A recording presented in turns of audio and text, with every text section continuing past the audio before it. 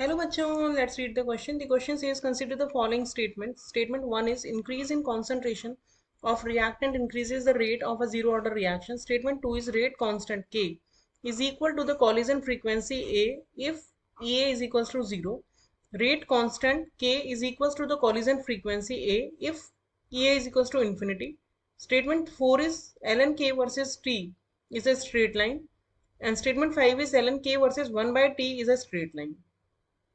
Correct statements are option A 1 and 4, option B 2 and 5, option C 3 and 4, option D 2 and 3. First of all, let us check the key concept of the question. There are two key concepts in this question. First is what is zero order reaction? Zero order reactions are the reactions in which rate is independent of the concentration of the reactant. Suppose A हमारा reactant है तो A की power 0 के proportional होती है rate और we can say rate is equals to rate constant. और दूसरा हमारा की कंसेप्ट है कि आरएनएस इक्वेशन जो है वो रिलेशन बताती है रेट कांस्टेंट और टेम्परेचर का. और according to Arrhenius equation rate constant K is equals to A e to the power minus E A by R T. यहाँ पे के तो हमारा रेट कांस्टेंट है ही और ए जो है वो रिप्रेजेंट करता है कॉलिजन फ्रीक्वेंसी या फिर फ्रीक्वेंसी फैक्टर या फिर आरएनएस फैक्टर के नाम से हम इसे जानते हैं.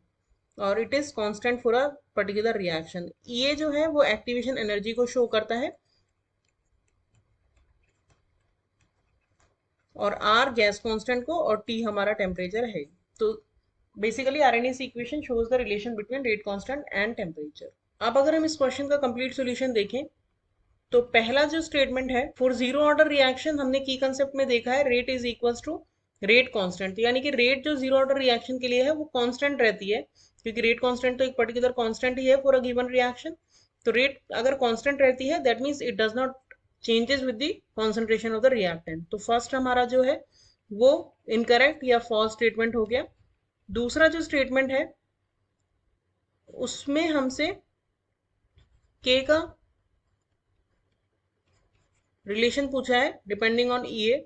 तो अब इस इक्वेशन का अगर हम एल एन के फॉर्म में लिखें तो ये हो जाएगा L N K is equals to L N A minus E A by R T. तो यहाँ से अगर हम जैसे कि हमें क्वेश्चन में कहा है कि ई ए अगर जीरो हो तो ई ए को अगर हम जीरो रखेंगे तो ये पूरी वैल्यू जीरो हो जाएगी. ये वैल्यू जीरो का मतलब ये हो गया कि के इज इक्वल्स टू ए जो कि हमें यही स्टेटमेंट में दिया है. तो सेकेंड स्टेटमेंट हमारा हो गया करेक्ट.